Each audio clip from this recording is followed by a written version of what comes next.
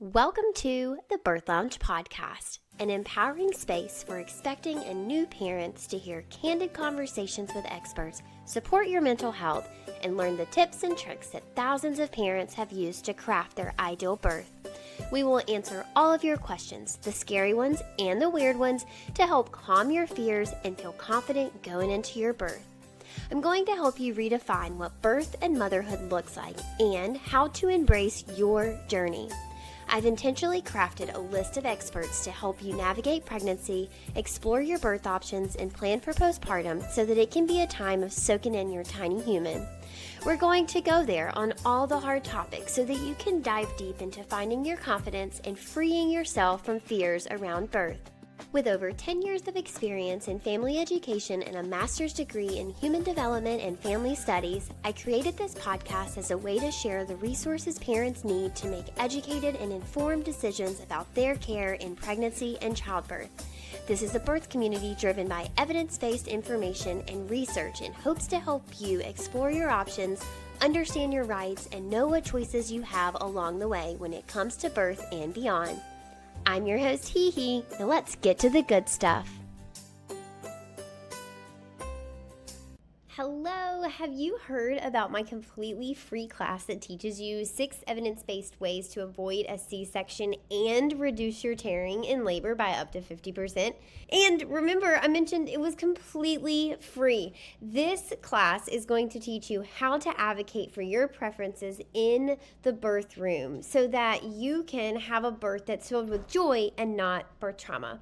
Advocating for yourself starts with being empowered with the right information so that you can ask the right questions and confidently make decisions during labor based on what feels good to you and your baby.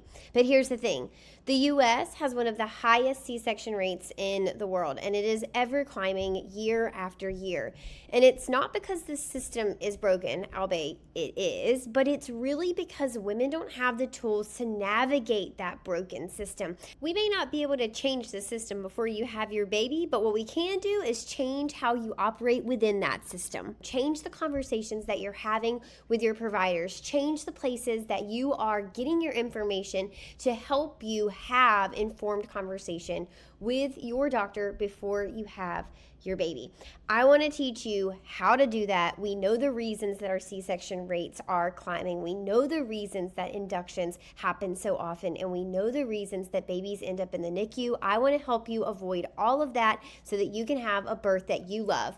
You can find my free class at thebirthlounge.com/C-section so that you can learn 6 evidence-based ways to avoid a C-section and reduce your tearing in labor. Again, that is thebirthlounge.com/C-section. See you there. Bye. Hello and welcome back to the Birth Lounge podcast. You guys, this is actually part 2. So if you haven't listened to last week's podcast, go back and listen to that. I have on CPM, Certified Professional Midwife, Melissa Chappell, and she is talking to us all about cervical checks, finding the right provider, and where we left off last week was early pushing urge. How do you know when you're ready to push? How do you take advantage of that fetal ejection reflex? So Melissa, maybe a false sense of when it's time to push versus the reflex taking over. One of the things that I teach, or Tranquility by HeHe, our whole team teaches clients to be on the lookout for in labor. And you're going to feel this with an epidural as well. You guys, don't be afraid to turn down your epidural. We need you to be having feeling down there. It's not going to come back in an overwhelming, painful sense. And if it does, you can turn it right back up. You are allowed to have authority over the medications that are administered to you. But one of the things that we teach you is it shouldn't be intermittent pressure. We are looking for constant pressure, like rectal pressure, constant vaginal pressure. As that pressure is like building up, it can bounce back and forth. You're like, at first, oh, I feel it in my butt. I feel like I might be pooping, or like I gotta poop. And then you're like, oh, wait. No, it's in my vagina. Okay, it's back in my butt. And it bounces back and forth. And then your baby will be so low that it'll be constant.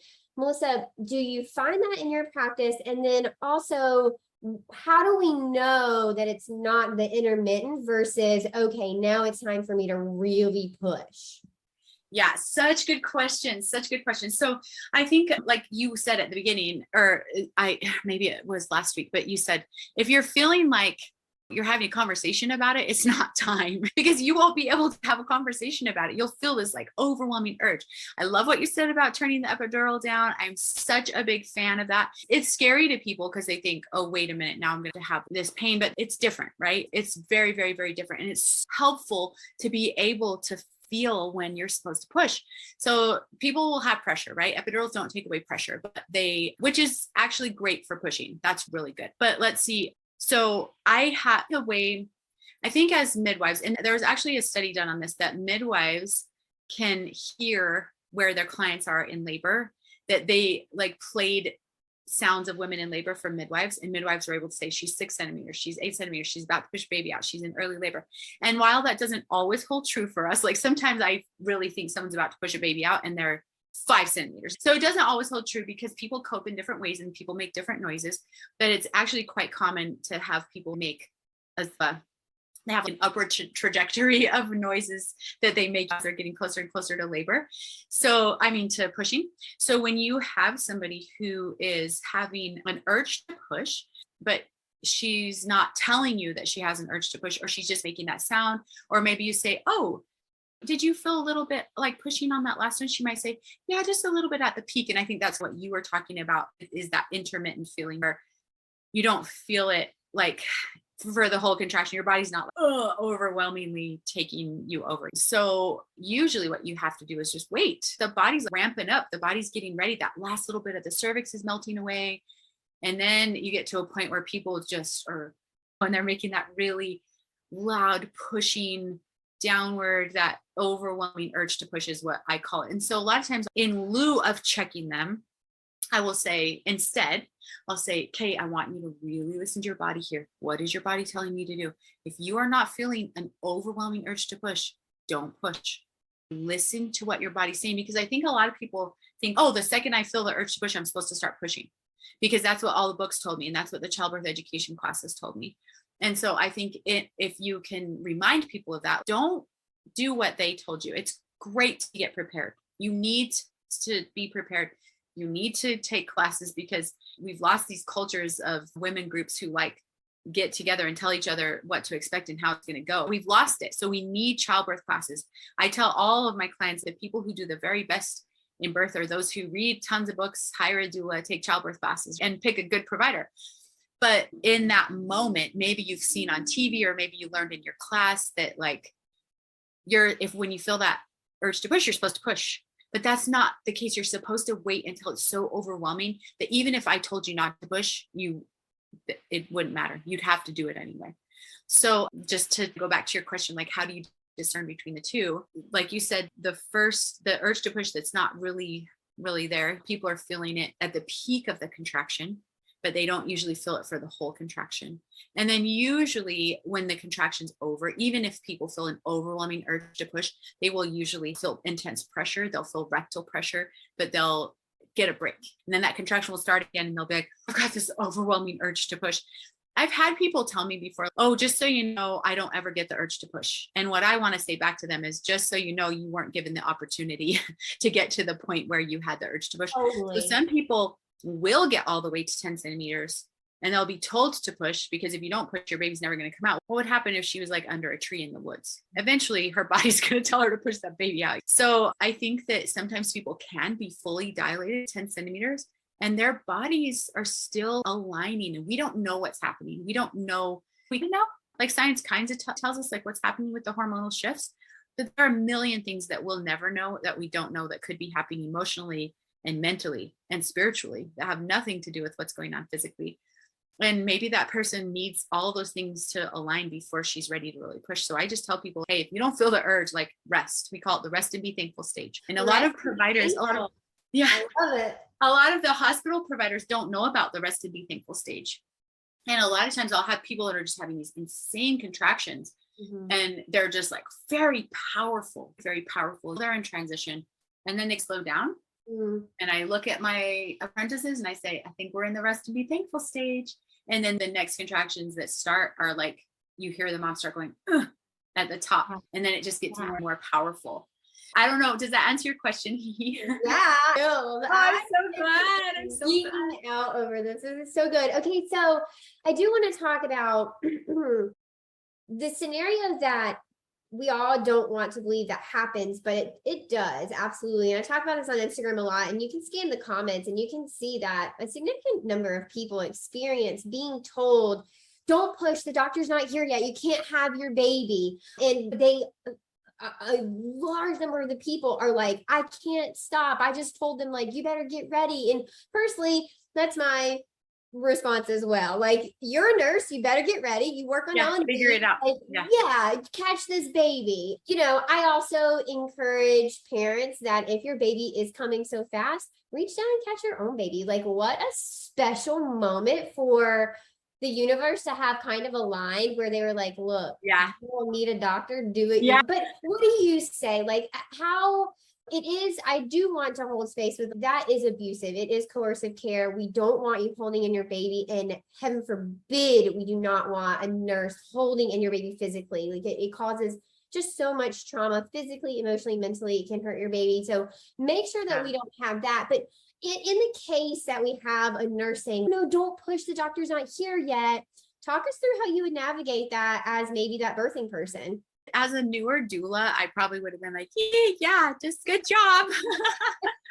But now I'd be like, you push that damn baby out. You do what you want. Your body, it really comes back to listening to your body and honoring what those sensations are telling you to do. And that's movement too. So even if they're like, no, you can't get on hands and knees. And if your body is telling you that you need to and you can, you should, you guys. You need to listen to those urges.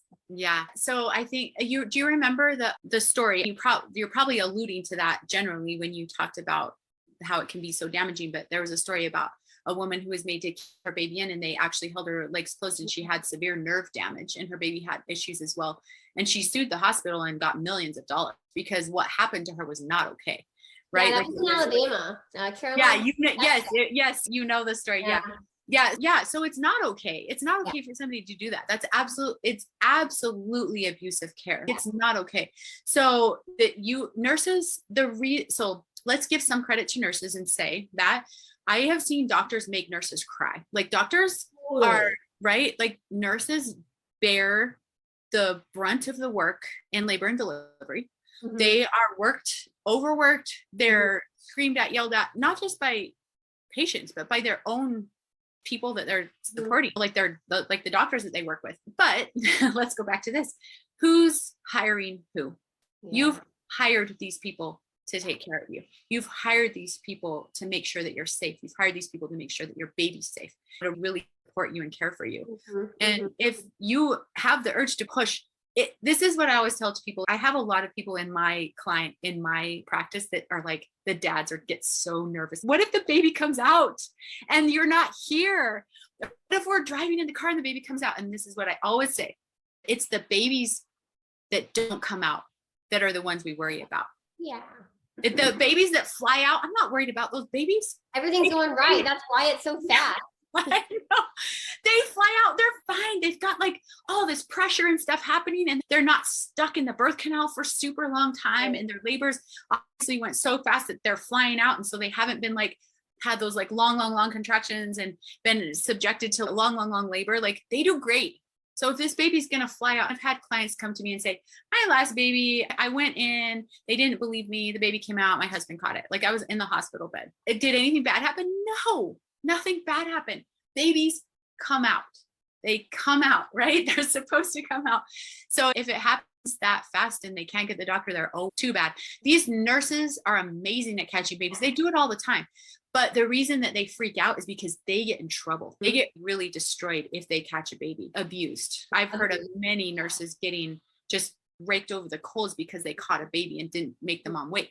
So they're caught between this, like, okay, like, I really want to support this woman because I care about, that's why I went into nursing in the first place, because I want to care for people. So they want to support this mom and this baby. They want to help her and support her by catching her baby for her.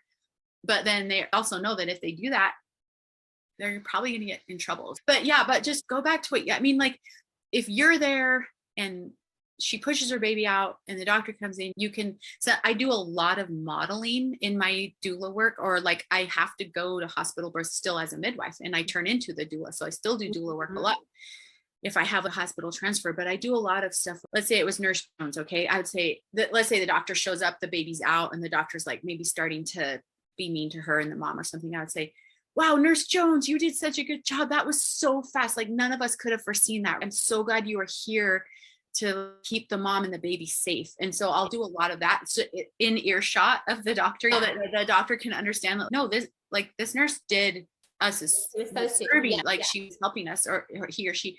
And I do that with the clients too. This is just like another side note. But I'll say, I was at a hospital birth the other day and this student doctor came in, and she's like a family practice student doctor, so hadn't really done birth very much, but I didn't know that. I thought she was like an OB resident. So I said, I don't remember what her name was. Let's just say it was like Dr. Smith or something. I said, Dr. Smith, are you so amazed by her? Isn't she doing such a good job? I'm just mind blown by how good this mama is doing. And she looked at me and she was like, she like didn't answer. And so I was like upset at her. I'm like, come on, throw us a bone. I set you up perfectly for that. Like all you had to be was like, yeah, this is wonderful. I know, I set it up. I know. But then I learned later that she was just like shy and terrified because this was like one of the first births she'd ever been to. So she didn't know. But anyway, that's one way that I think can be really helpful for doulas, and even partners can say, but even a mom, honestly, like some of your people who are taking your class could be like, Dr. Smith, I'm doing a damn good job, aren't I? And then Dr. Smith, what is Dr. Smith going to say? He better say, yes, you are doing. Or he's fired. Yeah, or he's fired. Get out and give me someone. I have had clients do that. I've had clients say, you're not working for me. Get me a different doctor. Yeah, 100%.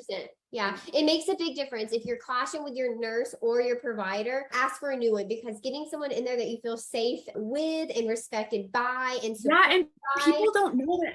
Yeah. Oh yeah. People don't know that's an option, and it totally is an option. So yeah. Did I answer your question?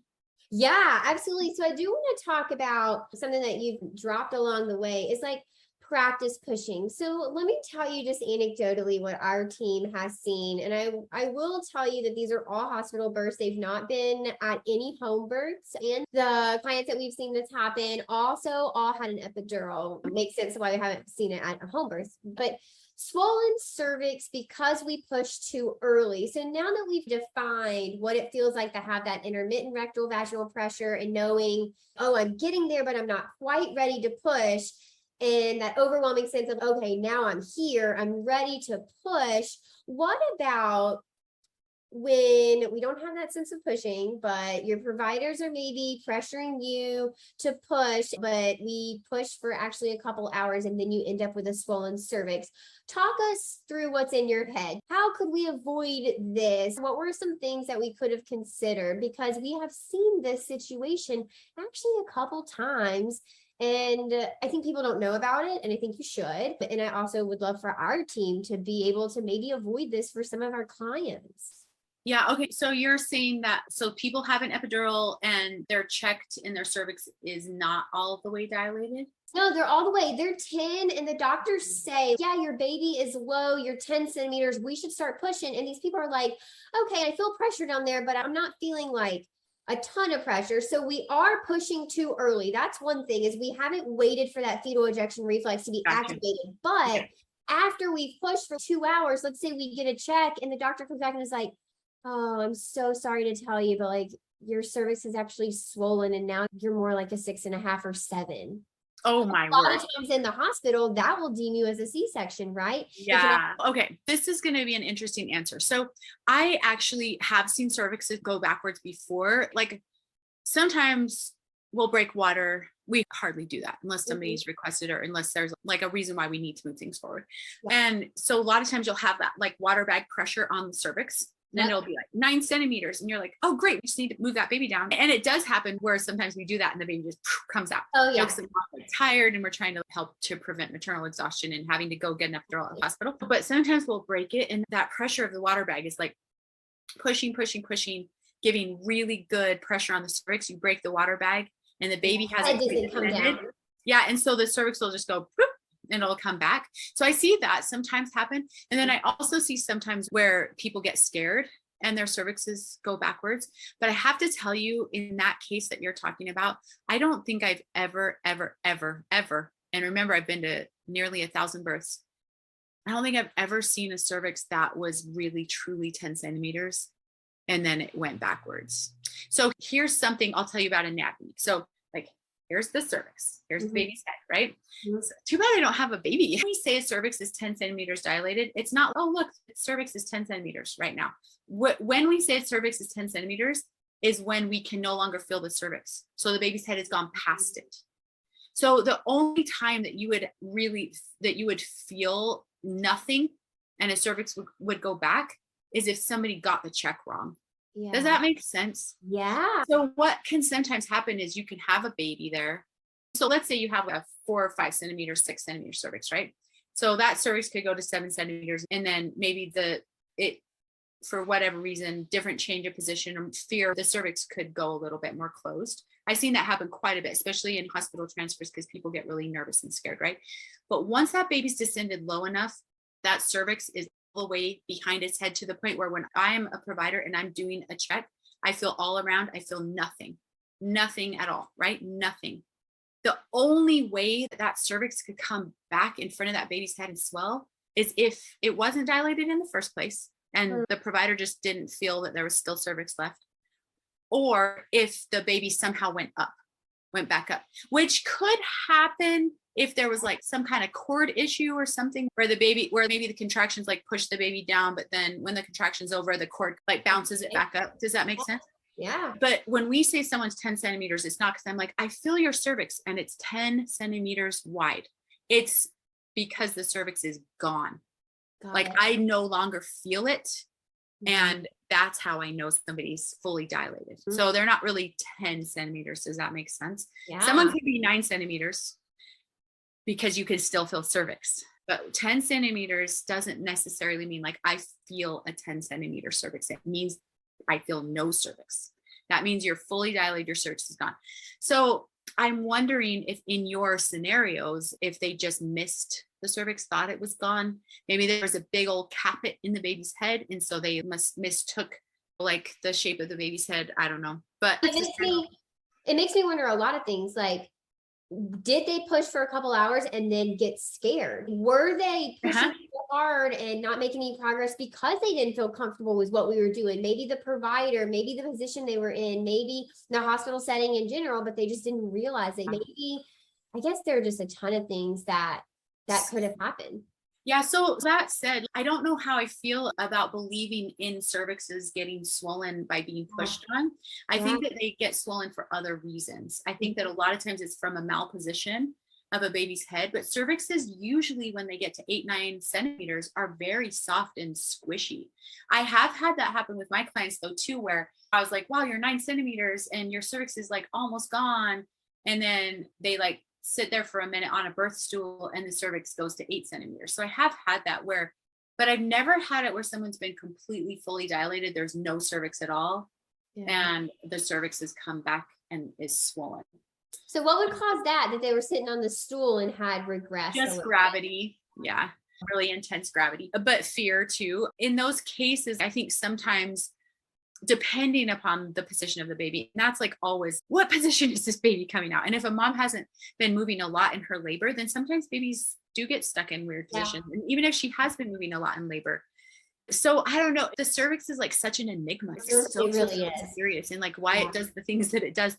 But I do think that with it, kind of what you were just alluding to is that, I mean, it wasn't an illusion, you like actually said it, but I think that we discount because we put birth into this like science field and we've added all these numbers onto it. And we said, this is how birth looks and it's 0 to 10 centimeters. And then you're supposed to do that every hour. And we've like applied numbers. And I think people forget about this whole like spiritual, mental, emotional component.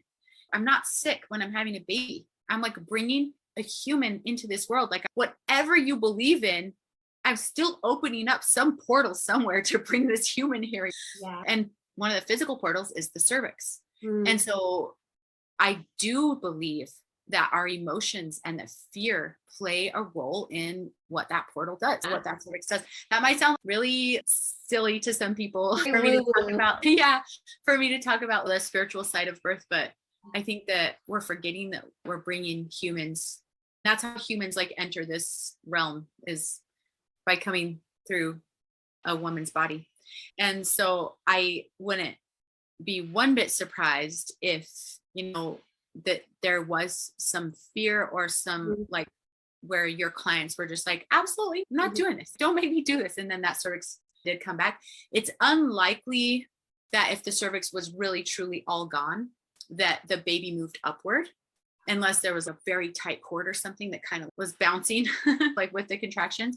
Sometimes too, you can check somebody during a contraction and their cervix is like way more dilated than when you check them not during a contraction. So it could have been that when they were pushing, their cervix really was opening, but when they weren't, then, their cervix came back. My gut instinct from what you're telling me is that the cervix wasn't all gone in the first place. Yeah. And that they did have her pushing when her body wasn't quite ready. So that kind of leads us to what you were asking about. Were you asking about just letting somebody just chill for a minute? I was just asking about like practice pushing and how do we avoid a swollen cervix. So I do want to mention that the fear that Melissa's talking about doesn't always have to be like fear of your provider or fear of the hospital system. Sometimes it's within yourself. Sometimes it's fear that you can't do this. Sometimes it's fear of the pain that's to come. Sometimes it's the fear of the realness of, oh shit, as soon as I push this baby out, I am like, it's parent. I like have to be I'm a mom. Yeah, like I am, it's game time. We have heard so many people who had these mental leaps, these mental like hoops that they had to leap through during labor from our clients who said, I spent so much time at 9 centimeters. And now looking back after me and my partner have debriefed the birth, we found that I was actually really scared to push. So caught up in the idea of the pain that was to come, even though it was 9 centimeters. Yeah, totally. In the middle of it. Always have to be like fear of your provider. Mental and emotional fear can hold up things too. Absolutely. I would venture to say that the biggest obstruction we see in labor is mental.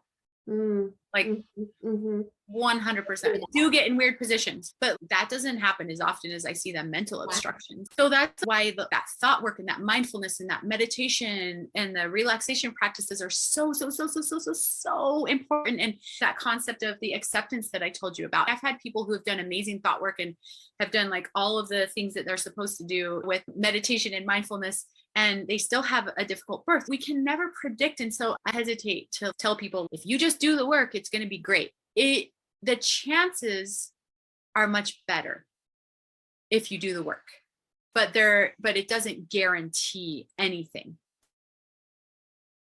And I think that the universe brings us a lot of times the kind of labor and birth that we're supposed to have. Yeah, I definitely think that everyone's labor is a life lesson. There are things you have to learn. There are things that every human, even partners that go through it with you, there are things you have to learn. Some of it is relinquishing control. Some of it is learning how to go with the flow. Some of it is learning how to be in control. There are a lot of lessons to learn. Yeah, and ultimately we're getting humans here. And so no matter how it's done, it's hard. It's really, really hard. No matter how you do it, no matter if you do it without medication, no matter if you have a planned C-section, no matter how you do it, it's really, really, really hard. Yeah. My mom had me by C-section. It was a very difficult birth for her when she had people tell her that she wasn't going to love me as much because I wasn't born vaginally. And my mom's like the most loving human on the planet. And I just had a beautiful childhood. We still have an amazing relationship in it. And I know that people feel that way sometimes. Now I'm not going to bond enough with my baby, or I didn't do it the right way, or I wish that it could have happened this way. But it's just hard. I was a midwife when I had my last baby. And I got preeclampsia, I had a seizure, it turned into help. I got rushed to the hospital in an ambulance. It was a shit show. It was bad news. And I was like, what? I did everything right. I'm a midwife. Like, I know how to do this. And I'm really grateful that I had a hospital to go to because they were able to give me mag sulfate and keep me from dying. But it was hard. It made me really sad. But I think like that acceptance, that's why I talk about that, like being the number one piece that you got to get into place, because the more accepting you are of how things go, we can plan, we can prepare all we want, right? But things are still going to happen in ways that we don't expect. And like you were talking about, we think things are moving straight forward, and then you have this flipping swollen cervix. And what are you going to do with that now? Yeah. I'm the queen of saying you don't get to control how your birth unfolds, but you do get to control how you respond and react to everything that pops up in labor. And that's where your control comes from. A lot of people think that control is in, I want to choose when I get to the hospital. I want to choose an epidural. I want to choose my provider. It's not so much like that. It is more like, all right, your labor has presented us with this situation. Here are your options. What option feels most aligned with you? Where do you feel most powerful in our next step? Which next step makes you feel in control? And that's where your control comes in labor, you guys. I love that. Yes, I love that. That's an age-old, it's an age-old wisdom, right? Like the Viktor Frankl, who was in the concentration camps and he wrote that book, Man's Search for Meaning. That was what he came to, was that it was that was all he had control, that he had control, not even like what he ate or whether he ate or how he was treated or whether he would live or die. The only thing he had control over was his mind and his attitude and how he decided to be in the world in that moment, you know. And we are all faced with very difficult things in our lives, and birth is just one of those like very special times in which we can grow as women and use these opportunities to learn all these lessons and just try to be better humans. Be better humans. Yep. Okay, I have just one last topic that I want to talk about that we've mentioned throughout, and that's laboring down. So I have seen laboring down be fantastic so many times. It is more common in medical births and in people who have epidurals and medical pain relief, right? We don't so much see it as often in unmedicated labors. Recently, both in hospitals and on social media, which I have looked into, ACOG does say that laboring down doesn't make too much of a difference. But I have found that nurses and providers are starting to get super antsy and are less willing or eager to allow people to labor down in the hospitals. They really lay the heat on heavy. We got to get this baby out. We can't just wait around all day for your baby. Hospital policy says that you really need to be pushing within 2 hours of being 10 centimeters. Okay, yes, but also laboring down is an age-old thing that has proved to work. So talk to us about laboring down. What should we be considering? What do we need to know? And maybe how can we navigate that conversation if we are in a hospital and they're really laying it on thick of you really need to start pushing, but you're not ready because you've listened to Melissa and HeHe and you're not feeling that urge to push. I love that. So I think first of all, when you talk about laboring down, so out of hospital where we don't have the medication, if somebody, what I call laboring down is not really laboring down, but if somebody's 10 centimeters and they don't feel an urge to push, then I call it the rest and be thankful stage that we talked about earlier. But if you're in a hospital and you have an epidural, then you're not going to feel that urge to push usually until it gets pretty intense. So at an out of hospital birth without medication, you would probably start feeling it and you would start doing some little pushes. So out of hospital, I would put people in the bed and let them sleep. And you said that ACOG said it doesn't make that much of a difference, and it might not make that much of a difference for how far the baby moves down, but it makes a huge difference for the mom being able to rest. And how will you push? Yeah. If she can sleep for 2 hours, what's that going to do for her, for how much energy she can have to push a baby out? So really, really important. And care providers do not know about the rest and be thankful stage. So that's something that people can talk about beforehand and can say, when I'm 10 centimeters, if I don't feel a very strong urge to push, I would really like to rest. And what you hope has happened is that when people have gotten an epidural, that they've actually rested because I know some people get the epidural and they're like, oh my gosh, and they want to process the labor while they're not feeling the pain. You're still having a baby, like go to sleep. I've had clients do that a lot. And I'll be like, I had a client where she was like turned away from me, resting on her side. And I looked over, I'm like, are you on your phone? Get off your phone and go to sleep. in a very nice, gentle midwife. Totally. In a very loving. She laughed. She thought it was funny. She was like, I know I need to sleep. But I think she was just so relieved that she wasn't in that long labor anymore. She was like, I need to process through this. Like, I cannot go to sleep right now. I got to do some processing, which is completely understandable. Yeah. But really, really, really important that if people haven't slept, maybe they've been awake for 2 nights laboring and now they have the epidural. Yeah. They're not going to push that baby out as well and as effectively if they haven't slept than if they have. So my big, huge thing, and most providers won't say no to this. Let me back up for just a minute and I'm going to tell you how you do it. I'm going to tell you, like, here's the way to do it. Hospitals are businesses. I'm a business owner. I'm an entrepreneur. I counsel women. Like, I do coaching for women in business. I'm a big, huge proponent of women should have money and they should know how to manage their money and they should know how to invest their money and blah, blah, blah, blah, blah. So I own 5 businesses. I get being a business owner. I have employees. I get it. I get the bottom line. I get it. So I get why hospitals do what they do, but people don't think of hospitals as businesses. They think of hospitals as a healing place that the government has given to us to help us. But that's not the case. Yeah. Businesses are private entities almost always, and they're owned by a corporation almost always. I have 7 corporations registered to my name. So I'm more anti like big business, like affecting people than I am business owners. But so they need to get people in the hospital bed and then they need to get people out of the hospital bed. Because if you have somebody who wants to come into your space and pay you thousands of dollars, you got to make a space for them, right? And if you don't, you're not going to meet your bottom line. You're not going to meet payroll. You're not going to meet your bills that month, right? But it's a horrible, terrible business model for treating families who are having babies. Like, it's the worst thing ever. It's the hugest part of hospital revenue. For many hospitals, it's 80% of their revenue.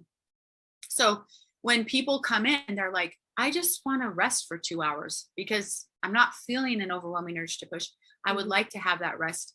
Of course, they're going to be like, no, we've got inductions coming in 1 hour. Yeah, that's why. That's why they don't want you to rest. That's why they want to get the baby out. Also, once you get to the hospital, it is the goal. Get the baby out. Once you're in the hospital, get the baby out.